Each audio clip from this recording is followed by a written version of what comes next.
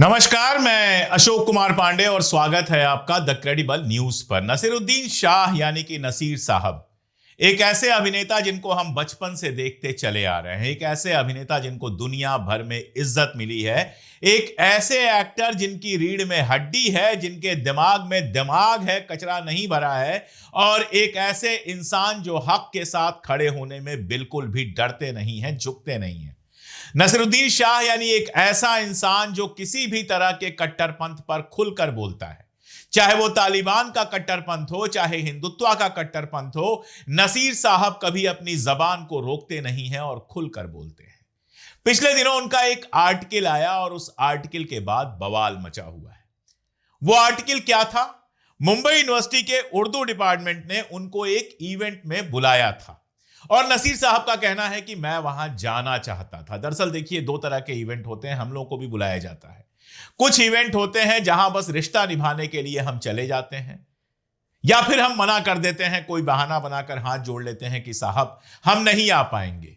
लेकिन कुछ इवेंट ऐसे होते हैं जहां जब बुलाया जाता है तो हम दिल से जाते हैं, हम चाहते हैं कि वहां पर हम जाएं और अपनी बात रखें, और खास तौर पर जहां स्टूडेंट्स हों, जहां युवा हों, उनसे बात करना हमेशा अच्छा लगता है।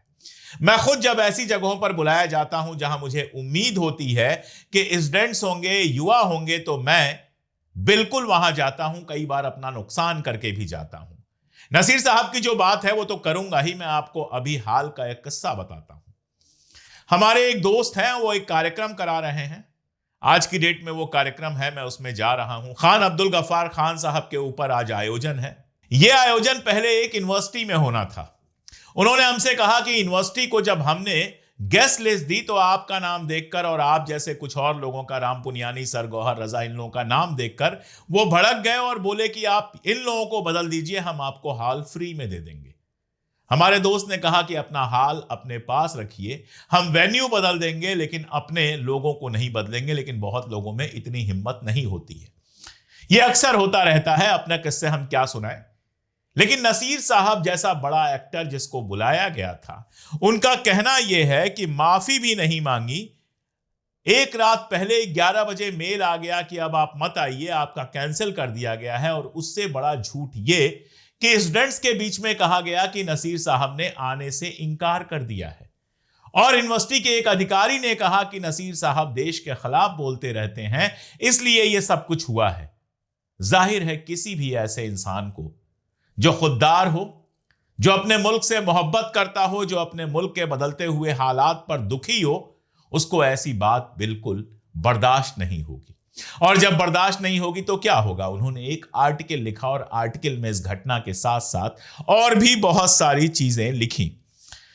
ये तो उन्होंने बताया ही कि उनके साथ क्या किया गया, और यह भी कहा कि इसमें मुझे कोई हैरानी नहीं है कि उनमें सच बोलने की हिम्मत नहीं है।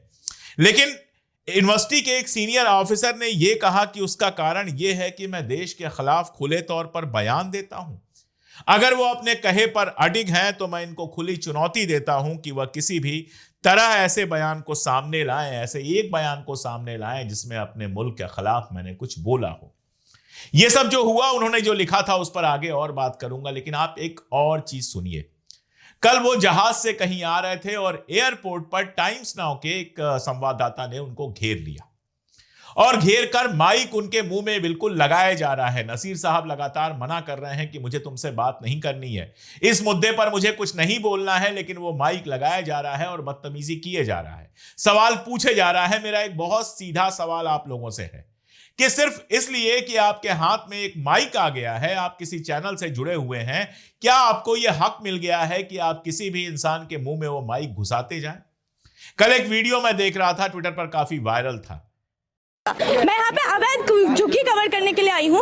अवैध झुग्गी का आप मेरे को कुछ प्रूफ दीजिए कि आपका वो जमीन है, तब मैं आपका। आपने बाप का प्रूफ दिया? आप किसकी बेटी है? पहले अंकल, आप मेरे अस्तित्व पे सवाल मत चाहिए। आप मेरे पे सवाल नहीं उठाते। मेरा बाप एक है, मैं सीना ठोक के बोल सकती हूँ। सवाल मत उठा। मैं एक हिंदू सेठ नहीं हूँ, मैं ऐसे सीना ठोक के बोल सकती हूँ। मैं भी खान हूँ बेटा। क्या आपका कोई अस्तित्व है? ये मेरे पे सवाल उठा। कौन हो भाई तुम? एक सड़ा सा माइक 500 रुपए का खरीद लिया तो तुम किसी की भी इज्जत सड़क पर उछालने चले जाओगे? उस बुजुर्ग ने पलट के कहा कि तुम साबित करो पहले कि तुम्हारा बाप जो है वही तुम्हारा बाप है। कोई बहुत अच्छी बात उन्होंने भी नहीं की, लेकिन जिस कदर परेशान किया जा रहा है, आदमी करे क्या? दुनिया भर के चैनल हो गए हैं, कोई टीवी चैनल है, कोई यूट्यूब चैनल है, हर आदमी चैनल बना ले रहा है, फिर एक माइक खरीद ले रहा है और माइक लेके किसी के मुंह में घुसाए जा रहा है। यह क्या तरीका है भाई? आपका चैनल है, इसका मतलब आप इतने बड़े आदमी नहीं हो गए, और फिर कोई बदतमीजी कर दे, माइक हटा दे, माइक उठा के फेंक दे, एक थप्पड़ लगा दे, तो पत्रकारिता का अपमान हो जाता है। सवाल यह है कि चाहे वो लड़की हो, चाहे टाइम्स नाउ का ये संवाददाता हो, क्या ये पत्रकारिता कर रहे हैं? अगर नसीर साहब से बात करनी ही थी, उनको फोन करते, मेल करते, उनसे वक्त लेते, और जब वो चाहते तब वो जाते और आप उनसे बात करते। और अगर उनका नहीं मन है आपसे बात करने का, तो क्या आप जबरदस्ती बात करोगे? यह हक आपको किसने दिया है? किस कानून के तहत आप किसी के भी मुंह में माइक घुसा देते हो? नसीर साहब सीनियर, बहुत सीनियर एक्टर हैं, एक शानदार शहरी हैं, एक शानदार फैमिली से आते हैं। क्या हक है आपको उनके मुंह में जबरदस्ती माइक घुसाने का? आप सवाल पूछने जाते हैं, काउंटर कर रहे हैं उनको। अरे सरकार को कभी काउंटर करने की हिम्मत हो तो करो ना। सरकार से जरा पूछो कि ट्रेड डील की है या देश को बेच दिया है, तब समझ में आएगा कि हिम्मत है। लेकिन सरकार के सामने तो सारे पत्रकार सेल्फी खिंचाने पहुंच जाते हैं, सवाल पूछने की किसी की हिम्मत नहीं होती। नसीर साहब से सवाल पूछा जा रहा है। नसीर साहब ने इस लेख में कुछ बहुत जरूरी बातें लिखी हैं। उन्होंने कहा कि हां, ये एक बात सच है कि मैंने कभी जो स्वयंभू विश्वगुरु हैं, जो खुद को विश्वगुरु कहते हैं लेकिन दुनिया में और कोई उनको विश्वगुरु नहीं मानता, उनकी तारीफ नहीं की। अगर यह मेरी गलती है तो अच्छी बात है। उन्होंने कहा कि दरअसल मैंने तो विश्वगुरु के आचरण की आलोचना ही की है। उनका आत्ममुग्ध स्वभाव है, खुद से ही मोहब्बत करने का जो स्वभाव है, वो मुझे आहत करता है। और पिछले 10 सालों में उनका किया एक काम ऐसा नहीं है जिससे मैं प्रभावित हुआ हूं। ये तो मैं भी कहता हूं, मुझे भी नहीं पसंद है वो। इस देश का नागरिक होने के नाते मुझे यह हक है मैं अपने प्रधानमंत्री को पसंद करूं या ना करूं। मुझे यह हक है कि मैं अपने प्रधानमंत्री की आलोचना करूं। क्या यह मुल्क का विरोध हो जाता है? क्या यह मुल्क की मुखालिफत हो जाती है? बिल्कुल नहीं। देश से मोहब्बत करने का मतलब देश की सरकार से मोहब्बत करना नहीं है, बल्कि अक्सर अपने देश से मोहब्बत करने का मतलब देश की सरकार से सवाल पूछना है। अगर आप देश की सरकार से सवाल नहीं पूछ रहे हैं तो आप अपने मुल्क से मोहब्बत नहीं कर रहे हैं। अरे मेरा ना बिजनेस है ना मेरी खेती है, ट्रेड डील से मेरा क्या बिगड़ जाएगा? कुछ नहीं बिगड़ेगा। महंगाई बढ़ेगी, जैसे सब झेलेंगे मैं भी झेल लूंगा, लेकिन मुझे अपने मुल्क से मोहब्बत है, मुझे अपने मुल्क के किसानों से मोहब्बत है, मैन्युफैक्चरर्स से मोहब्बत है, छोटे दुकानदारों से मोहब्बत है। इसलिए बार बार यह सवाल मैं पूछूंगा कि ट्रेड डील में देश को बेच दिया गया है या देश का कोई फायदा भी होने वाला है। अगर यह सवाल पूछने के चलते मैं देशद्रोही हो जाता हूं तो ऐसे किसी आरोप को मानने से मैं इंकार करता हूं। और यही बात नसीर साहब ने भी लिखी है। उन्होंने लिखा है कि मैं कई दूसरे मुद्दों पर भी खुलकर बोलता रहता हूं, क्योंकि ये वे बातें हैं जो मुझ जैसे लोगों को उस दिशा को लेकर परेशान करती हैं जिस तरफ हम बढ़ते हुए दिख रहे हैं, जहां स्टूडेंट एक्टिविस्ट को बिना मुकदमे के वर्षों हिरासत में रखा जाता है, लेकिन दोषी ठहराए जा चुके बलात्कारियों और हत्यारों को अक्सर जमानत मिल जाती है। क्यों नहीं ये सवाल पूछा जाएगा? क्यों नहीं पूछा जाएगा कि इस देश में उमर खालिद को जमानत नहीं मिलती है, लेकिन आसाराम, राम रहीम, ये लोग जिनके ऊपर बलात्कार और हत्या जैसे आरोप साबित हो चुके हैं, इनको बार बार कभी पैरोल के नाम पर, कभी किसी नाम पर जेल से निकाल दिया जाता है। तो सवाल क्यों नहीं पूछा जाएगा? सवाल तो पूछा जाएगा। आपको बुरा लगे तो लगे। उन्होंने कहा कि जहां गौ रक्षकों, जिनको मैं गौ गुंडे कहता हूं, उनको बेखौफ लोगों को मारने की छूट है। इतिहास दोबारा लिखा जा रहा है, टेक्स्ट बुक की सामग्री बदली जा रही है, साइंस तक के साथ छेड़छाड़ हो रही है, और अब एक मुख्यमंत्री मियां को परेशान करने की बात करते हैं। आखिर यह नफरत कब तक कायम रह सकती है? जो भी इस देश से मोहब्बत करेगा वो ये सवाल पूछेगा। वह कहेगा कि यह वो देश नहीं जहां मैं बड़ा हुआ और जिससे प्यार करना मुझे सिखाया गया था।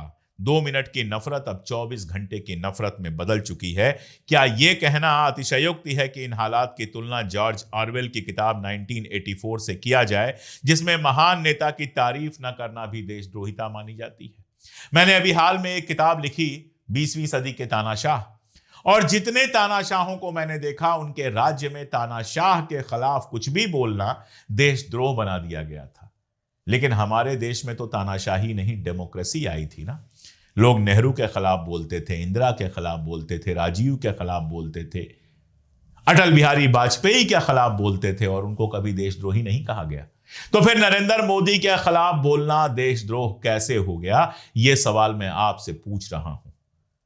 मैं पूरी तरह से साथ हूं नसीरुद्दीन शाह साहब के, और टाइम्स नाउ ने जो व्यवहार किया है कल, उनके साथ जो बदतमीजी की है, अगर उनके अंदर जरा भी शर्म होती तो इसके लिए उनको माफी मांगनी चाहिए थी। लेकिन जिन्होंने पत्रकारिता को गड्ढे में गिरा दिया है, वो माफी क्या मांगेंगे? वो ऐसी हरकतें बार बार दोहराएंगे। एक बात तय है कि अब जनता ऐसे माइकों से तंग आ चुकी है, और कल को इनके साथ अगर बदतमीजी हो तो इसके लिए सिर्फ और सिर्फ और सिर्फ यही जिम्मेदार होंगे। आज के लिए इतना ही, बहुत शुक्रिया।